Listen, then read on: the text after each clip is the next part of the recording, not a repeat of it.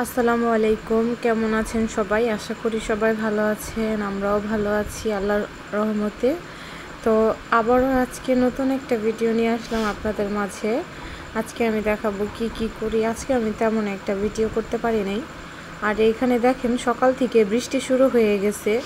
এত বৃষ্টি আর ভালো লাগে না। আর আমি এখানে সকালে রুটি বানাই নিছি। রুটিগুলো আমি এখন সেঁকে নিব। আর এখানে ভিডিওটা কেমন জানি উল্টা হয়ে গেছে, কেন হয়েছে বুঝলাম না, কেউ কিছু মনে করবেন না আবার। আর আমি এখানে রুটিগুলা সকালে বানাইছি, বানানোর পরে এখন সেঁকে নিব। আসলে বৃষ্টির মধ্যে না কোনো কাজই আগায় না, সব কাজ খালি শুধু পিছায় যায়। তারপরও কিছু করার নেই, আমরা যেহেতু মাটির চুলায় রান্না করি আমাদের তো একটু দেরি হবেই, যেহেতু গ্যাসের চুলায় আমরা রান্না বাড়া করি না।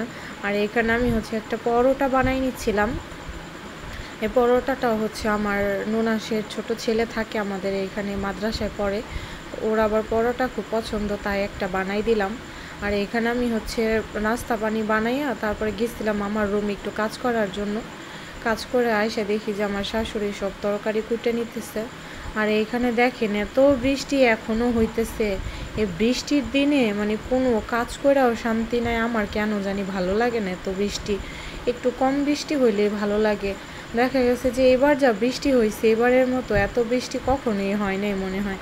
আর এখানে আমি সব কিছু ধুইয়া গুছাই নিছি যেন তাড়াতাড়ি রান্নাটা হয়ে যায়।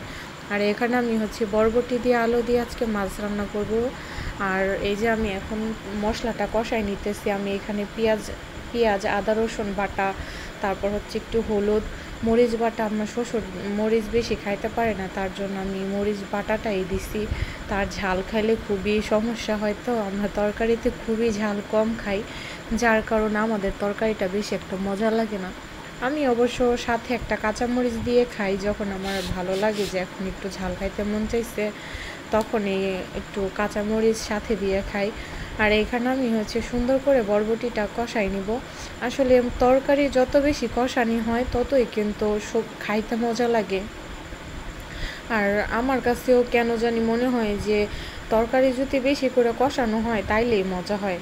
আর আর আর আমার পেজটা যদি আপনাদের ভালো লেগে থাকে তাহলে অবশ্যই আমার পেজে একটা ফলো দিয়ে যাবেন। আর এখানে আমার সবজিগুলো কষানি শেষ হয়ে গেছে, এখন আমি ঝোলের জন্য পানি দিব। প্রায় অনেকক্ষণ আমি এটাকে কষাই নিচ্ছি, কষাইতে কষাইতে প্রায় অর্ধেক রান্না হয়ে গেছে। আমি এখানে ঝোল দিয়ে দিব। আজকে যেহেতু আমি ডাল রান্না করি না, তাই এটা একটু মিডিয়াম টাইপের ঝোল রাখবো, তার জন্য একটু পানি বেশি দিয়ে দিলাম। আর আলুগুলো অনেক দিন কাটতো, বেশি একটা সেদ্ধ হইতে চায় না, তার জন্য আমি আরও দিলাম পানি। আর এখানে আমার রান্না বাড়া শেষ করার পরে আমি একটু নাস্তা করে নিয়েছিলাম।